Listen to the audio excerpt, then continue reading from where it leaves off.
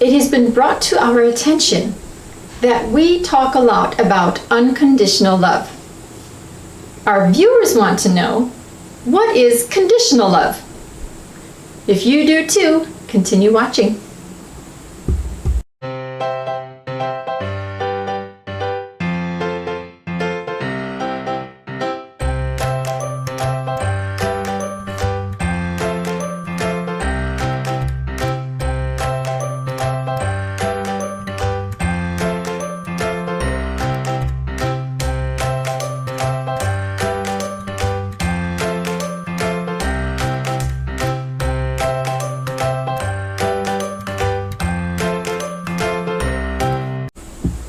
You are so beautiful to me. Have you heard that song? Yes, I've heard that song before. How's the rest of it go? I don't know the words. You are so beautiful to me. Okay. It sounds good to me. Thanks for the serenade. Now, see? Now you're not shy when I do that. How comes? And before you'd be like, come on, hurry up, and say things like that. Because El Moria has told me I need to love myself. Oh. So this is a way of loving myself by appreciating when someone compliments me instead of turning it into something negative. Ah. So Mori had to tell you that? I've told you that for years, but you don't listen to me, huh? You're not an ascended master. I get that point. But that's important, right? Mm-hmm. That's important that we learn to appreciate the compliments that we receive. Yes. In many different ways. Mm-hmm. So I see improvements there with that. I, on the other hand, I don't really care about the compliments.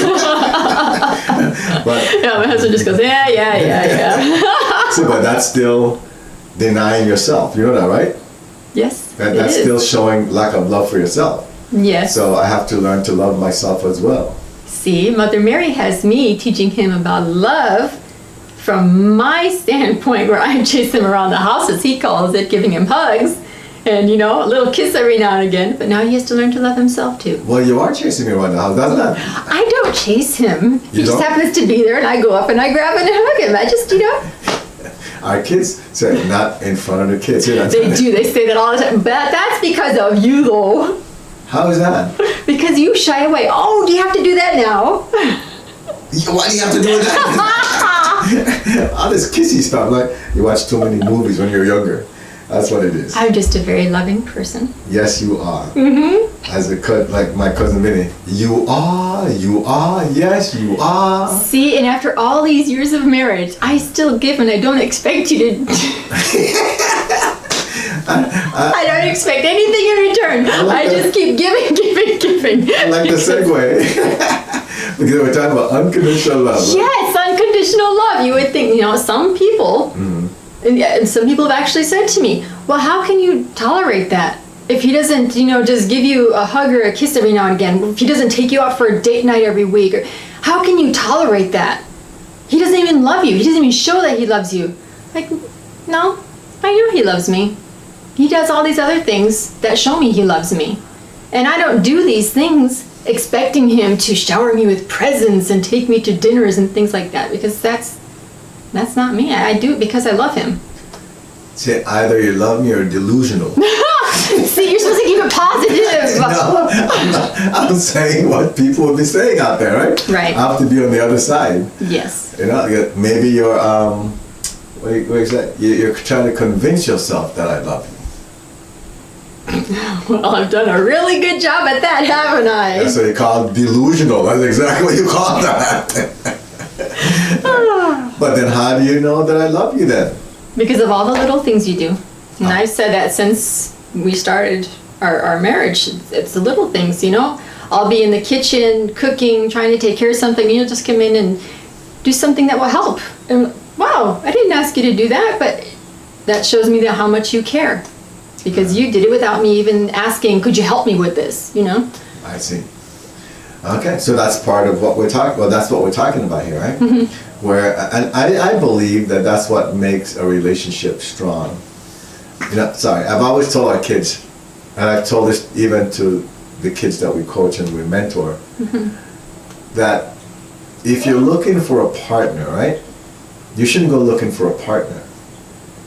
You should just build a strong relationship. Right? Because once you have a very good friendship with somebody, you obviously care about the person. So you're not going to do anything to hurt that person. I mean, not intentionally. Right, You right. just won't. So for any relationship, whether it's just a regular, a platonic, we call it, right? Right. A platonic relationship, or one where you're hoping for it to develop into something special and then marriage later on. It should start with just a regular friendship. Just develop a friendship. Now, why is that important? Because a true friendship deals with unconditional actions, right? Unconditional love. That when you do something for that person, you do it because you care about the person. Just like we said earlier, right? Right. You care about the person. That's the only reason why you're doing it. You know, I used to ask you a question, why are you doing that? Because I wasn't used to people doing things like that for me, right? Right. You're like, I just feel like doing it. So would you just stop doing that? No, that's years ago, right? Yes, that was the past. Right. Well, even now I still do it sometimes, I think. If you do, it's very, very, very rare. Oh, okay. So anyway, but I wasn't used to that. And you're just like, come on, let me do this for you.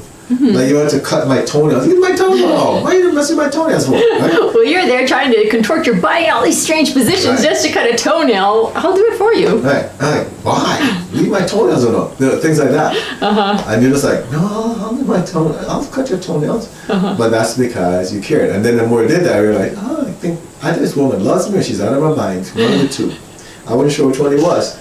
See, because I couldn't just accept the unconditional love. Right. Because I know when someone did something for me, they always expected something in return. So it was weird to experience somebody or meet someone that actually did something without expecting something to be done for her. It was just strange, really strange.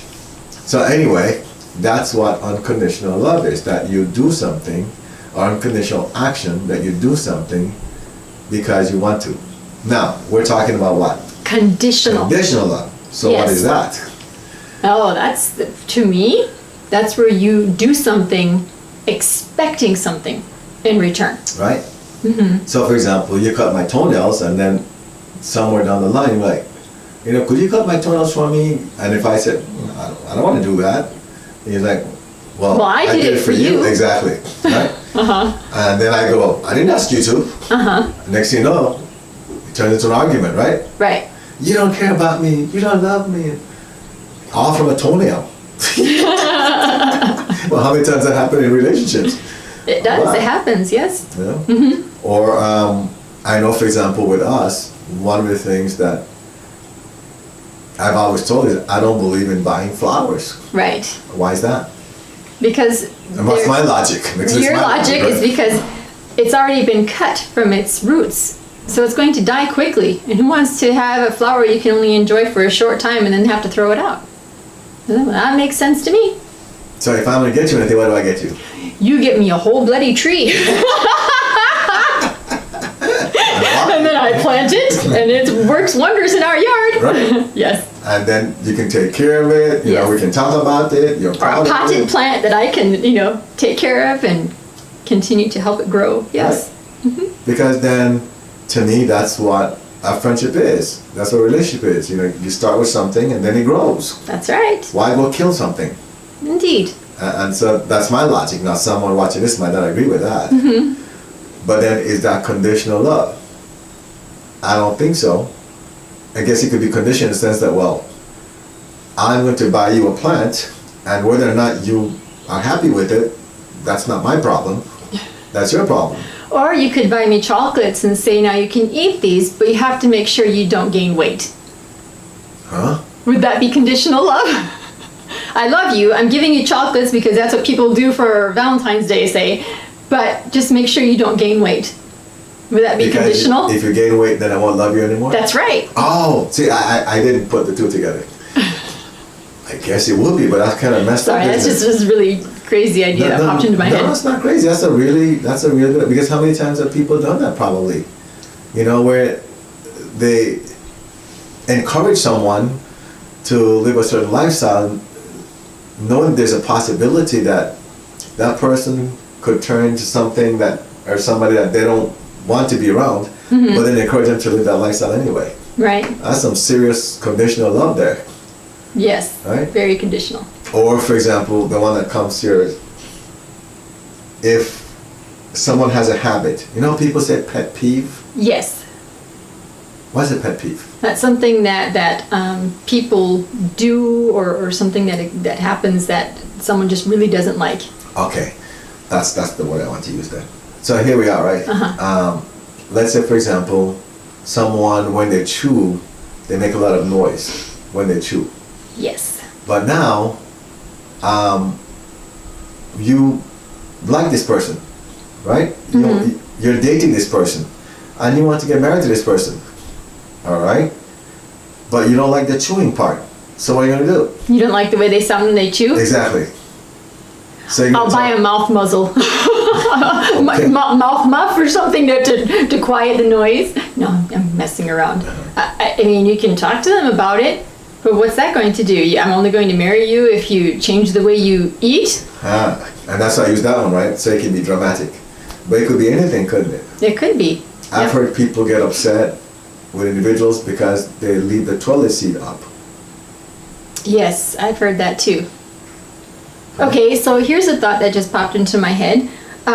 Prenuptial agreements. I'm going to marry you, but I want to make sure that everything we have stays separate just in case something happens in the future. To me, that's a conditional love. Well, I don't know if that's conditional love. I'm glad you brought that up. I think that's more of a, and this is just my opinion, I think that's more of a being smart. Okay. And here's why. Because if you guys were separate already, and you know that it's possible that this person married you for the wrong reasons, then it's more of a protection thing for you, right? If you might love this person. You might love this person. The phone's ringing, but we'll let it ring. Okay? You might love this person, right? And you can say, okay, I love you unconditionally, so guess what? If you take everything I have, that's okay. I don't think that's very smart. Does that make sense? That makes sense. So you could love someone unconditionally, and then you start together, and from that moment on, you guys are starting a life together. But what you had before, just leave it there. And maybe somewhere down the line, you guys can combine that. But in this life of materialism, many people go and form relationships for just that reason, to take somebody's belongings. That's true. So you have to be smart about that. In my opinion, that's not guidance at all. And I'm not getting any guidance. I'm waiting for guidance to come out of that, and they're telling me, you're on your own on this one. But you know, I don't think that's because they're not saying I will love you only if you don't take what I have. That's not what they're saying. They're saying I love you, but you know what? In this litigious world, I just want to make sure that whatever I've accumulated prior to meeting you, that is safe. So how about if we just agree that you will leave that alone just in case something goes wrong? Okay. Does that make sense? But obviously the person loves the person. That's why the person wants to get married to the person. Right.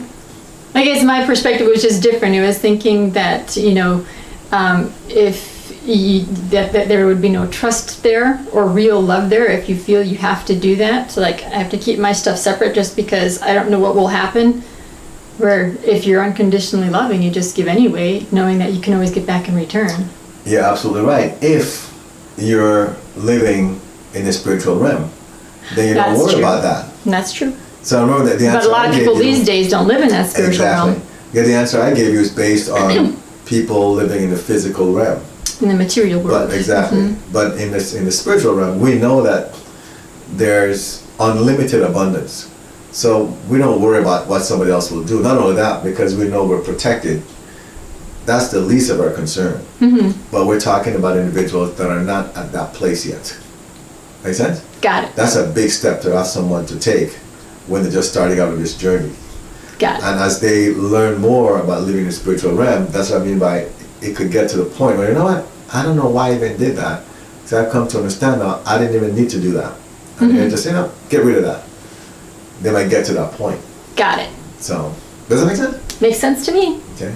So, so let's move on with some more conditional love examples. Okay. Parents Okay. have children, and their children become adults, and all of a sudden they don't want to live the way mommy and daddy have been teaching them all these years. And I've seen where their parents have said, we raised you, we put food in your mouth, we put a clothing on your back, a roof over your head, and we've taught you the way we want you to do things, the right way to do things, and now look how you treat us, look how you're behaving. That's it, we're done. And then they just basically disown them. They don't speak to their child anymore. And they might speak to them, but it's rare, right? I mean, the relationship is strained. Right. Because the choices that the child has made. They prefer not to discuss Right. anything with them. So that's conditional love. To me, yes. But, well, it is conditional Okay. love. Because, again, remember, it's like the computer. We talked about this in tape number 1, where I talked about conditions. When you write code, they're called conditions. Like if, then, right? If, else. Or it might go, when this happens, then do this. They're called conditions in coding. So anything where there's a condition attached is called conditional love. Now, we've talked a lot about relationships with people that know each other. Right. But conditional love should also apply, as you just said, in treating anyone the way you want to be treated. When he said that, he didn't say treat everyone the way you want to be treated and expect them to, right? And expect something in return. Exactly. He didn't say that. So, for example, not too long ago, we had a situation where we needed a soccer game, right? Last minute. And I called up one of the coaches, and he said, now, we're coaches, so we're friends through coaching, correct? We don't go out together, we don't spend time Right, together. you're more so acquaintances. There you go, acquaintances. Right. Right? I called him up and said, oh, sure, we'll do it for you, coach. And he came down to our home field, played the game with his team. But then he said, you know what he said? He said, you owe me one, coach. Exactly, right? And I said, yes, I do. And whenever you need that favor, just let me know, just give me a call. That's also conditional love. Why is that conditional love? Because he's expecting in return a favor. That's correct. But if you notice, we're just acquaintances. Right. So people might not consider that conditional love because, well, you don't love the person. Yes, I do. We're supposed to love every person that we encounter. Right. Jesus said, treat everybody the way you'd like to be treated. So I have to love myself, so I have to love everybody else as well.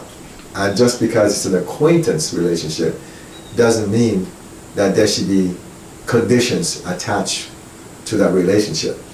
So of course, if he ever calls, we'll do him a favor, but it's not because he did us a favor. Right. It's because we'll be happy to help him out. And once, let's say now he said, okay, now, the favor is done, unless he calls again. I won't go like this, well, coach, you use up your favor, So No, you'll still go help we'll him. still go. And we won't go like this, well, you owe me one now, it's reversed. No, we'll do it because we want to help him out, we want to help his team, and we'll feel good doing it. And that's the thing about conditional love, right? That when you do it, it's more like a one-sided feeling, good feeling. Right. Well, I feel good I did something for them. Now I'm going to wait until they do it for me. Got it? Because if they know you pretty well, depending on your track record, they're like, oh, I know, they'll come and ask me for this favor back. So the person is like, they're grateful that you helped, but they know they owe you one now. Because even in the movies they do that, right? Right.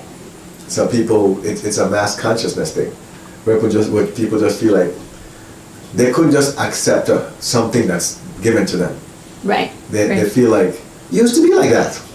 Like when somebody would do something for us, you felt like you had to do something back. Yes, I've always felt like I had to do something in return. they gave us a cake to enjoy with the family. Oh no, I have to bake something now and give them something else in return. And I always had to make sure it was something a little bit better than what they gave me. What was that?